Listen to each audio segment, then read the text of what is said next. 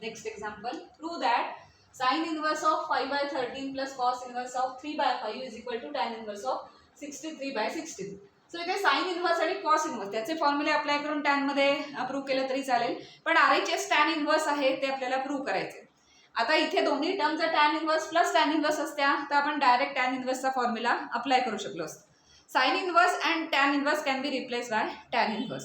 So ते कसं replace करायचं हे आधी कुठल्या तरी एका एक्झाम्पलमध्ये आपण बघितलंय, तसं आपण अप्लाय करणार आहोत. साइन इनवर्स आणि कॉस इनवर्स हे दिलेले ते टॅन इनवर्समध्ये कन्वर्ट करणार आहोत, मग आपल्याला तो फॉर्म्युला अप्लाय करता येईल. सो एक्झाम्पल फर्स्ट आपण साइन इनवर्स कन्सिडर करूया. Sine inverse of 5/13 is equal to some काहीतरी अल्फा. आता 5/13 म्हणजे काय होणार, दॅट इम्प्लाइज साइन ऑपरेट करायचं दोन्ही ठिकाणी. 5/13 is equal to sine alpha. The sine अल्फावरून टॅन कॉस अल्फा आपल्याला काढता येईल, कॉस अल्फावरून टॅन अल्फा आणि त्याच्यावरनं इनवर्स, असं ती अशा त्या प्रोसेसने जायचं. सो साइन अल्फावरनं कॉस अल्फा कसं काढायचं, तर cos alpha is equal to square root of 1 minus sine square alpha. So which is equal to square root of 1 minus 5/13 चा square means 25 upon 169. So which is equal to square root of 169 minus 25 means झाले ते 144 upon 169. याचा माहिती आहे square route आपल्याला 12/13. So this is 12/13. So cos alpha मिळाला आपल्याला 12/13. त्यावरून आपण काय करतो, tan alpha. tan alpha is equal to, tan alpha means काय असतं, sin alpha upon cos alpha. sin alpha is 5/13 and 12/13 means tan alpha काय मिळालं 5/12. sin upon cos ना ते करायचं म्हणजे 5/13 upon 12/13 13 कॅन्सल होते आणि 5/12.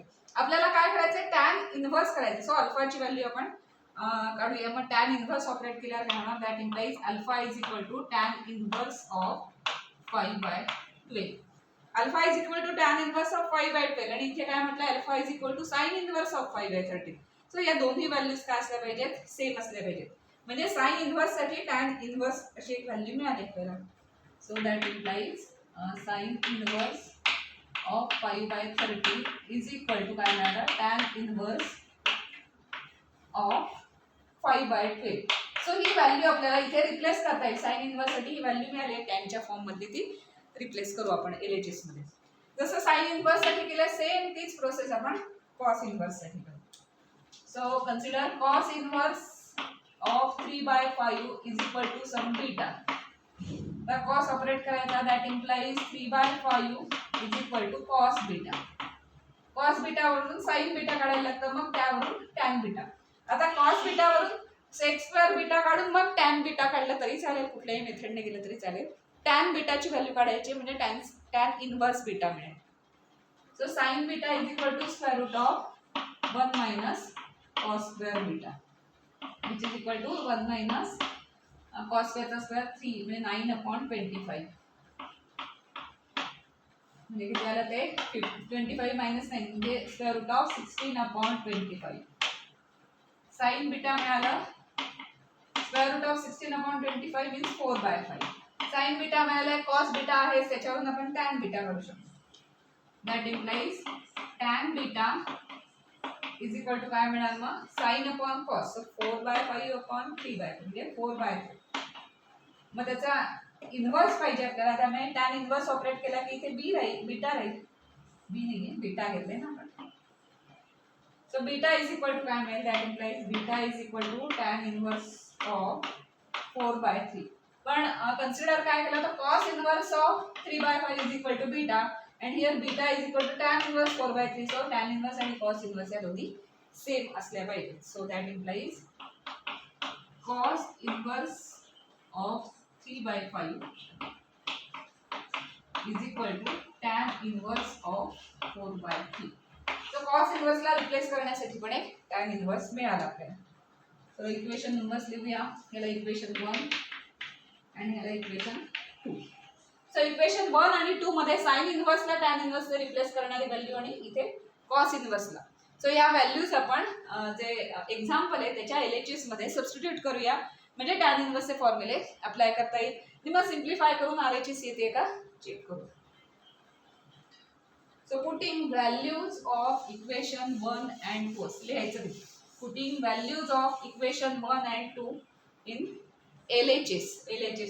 LHS मध्ये आता व्हॅल्यूज घालूया आपण. That implies tan inverse of 5/12 plus याची व्हॅल्यू आली tan inverse of 4/3.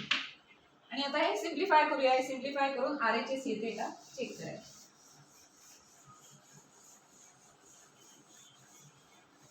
tan inverse x plus tan inverse y चा फॉर्म्युला तो काय आहे? tan inverse of x plus y means 5/12 plus 4/3 upon 1 minus xy means 5/12 into 4/3.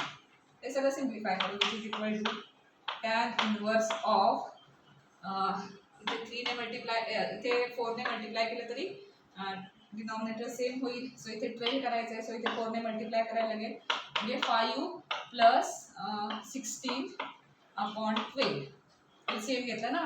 इथे 12 करायचं इथे 12 आहे. सो 4 ने मल्टिप्लाय केलं 3 into 4 4 4 16 अपॉन 12 अपॉन इथे 12 काही जाते का 4 3 मीन्स 5/9 झालं म्हणजे 1 मायनस 5/9. अरिथमेटिक करताना कुठे काही चुकत नाही ना वगैरे. प्रत्येक स्टेपला एकदा चेक करा नाही तर मग सगळं झाल्यानंतर लक्षात येईल की आन्सर चुकलं की काय. So which is equal to tan inverse of 21/12 upon इथे काय होतं बघूया 9 मायनस 5 म्हणजे 4/9. तर आपल्याला माहिती आहे a upon b upon c upon d असेल तर त्याचं क्रॉस मल्टिप्लाय होतं. So which is equal to tan inverse of bracket मध्ये 9 तिकडे जाईल आणि हा 4 म्हणजे 21/12 आणि 9 4 बरोबर 9/4. आता काय काय इथे जात आहेत बघ भाग जात आहे. tan इनवर्स ऑफ 3 चा इथे जाईल